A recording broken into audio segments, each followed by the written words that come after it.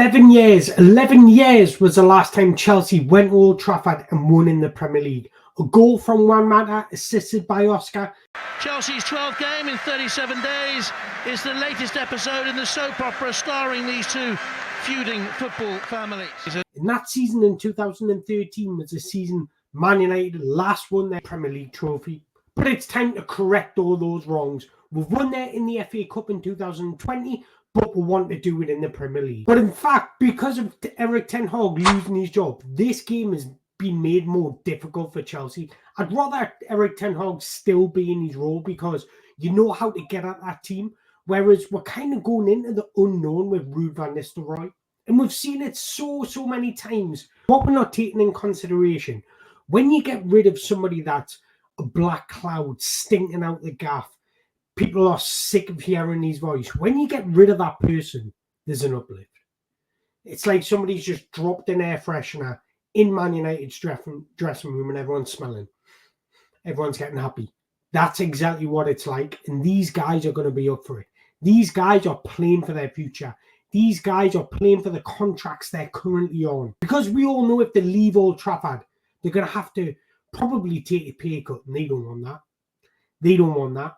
But Chelsea don't know what to expect from Ruud van Nistelrooy because we're kind of based it off what Ruud van Nistelrooy's team or tactics or system we've seen at PSV, because he hasn't had time to implement those systems. He hasn't had time to implement those patterns of play. So life has been made really dangerous for Chelsea. This isn't going to be a tactical masterclass from Manchester United. I'm not going to expect that, but what I am going to expect is these players will run. These players will fight for their manager. These players will fight for their club because we often see it. And now that they've got Amorim as appointed, these players want to play under a coach like that. I would love Chelsea to go there and do a Tottenham, beat them 3-0 on their own ground. I would love Chelsea to go and do a Liverpool, beat them 3-0 on their own back turf.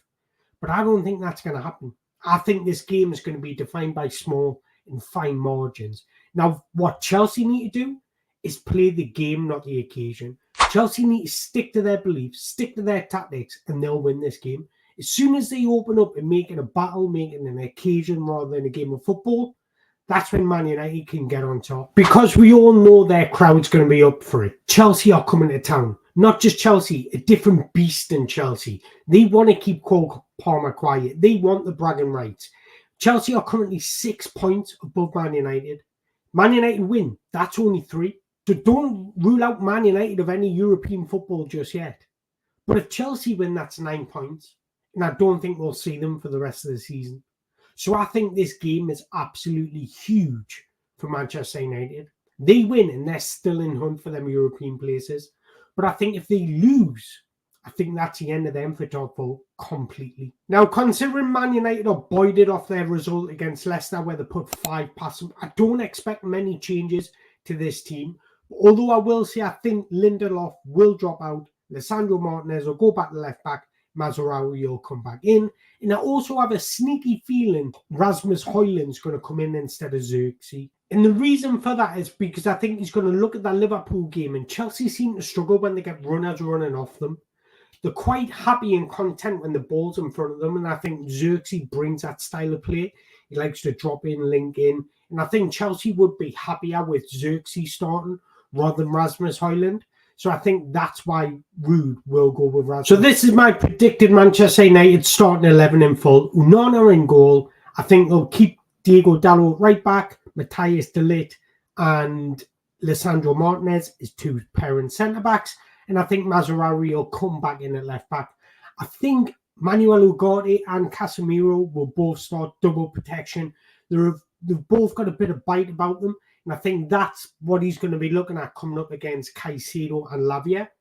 Marcus Rashford on the right, Bruno Fernandes in that attacking midfielder role, Alejandro Garnacho on the left, and I think it'll be Rasmus Højlund as the centre forward. Now, how Chelsea win this game is be a lot quicker on the ball, a bit more direct, and play forward as much as possible. We've seen Man United be vulnerable to the counter-attack. I mean, Vicky van der Ven literally ran through their whole team when space was afforded to them. The FCA20 player, I think it was Bart van Voorhees, ran through their whole team and they both scored from it. Man United are very, very vulnerable from the counter-attack. This is not going to be a systematic Man United. They're going to be pulled apart. You can pull them apart by exquisite movement. And that's what Chelsea need to do. Jackson needs to continue doing what he's doing, making the right decision when to link up play or when to move in behind. And the inverted fullback is going to be crucial. This is why I would start Cucurella in this game, because I think this is going to be the difference. We need to continue to create that overload in the centre of midfield, because what that does is it frees up Cole Palmer. Man United pitch is really big, so there's going to be a lot of space. Use that space wisely.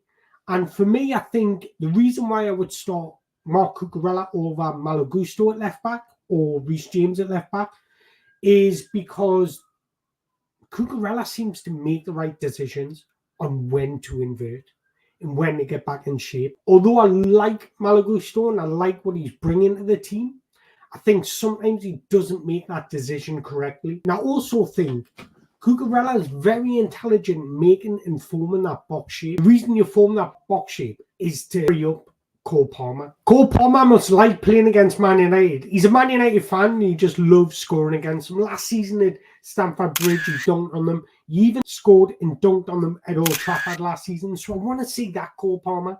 But I do think Jackson's movement and that chemistry with Cole Palmer is going to be key. Now, this would be my starting 11. We've just had news that Jadon Sancho will not be playing.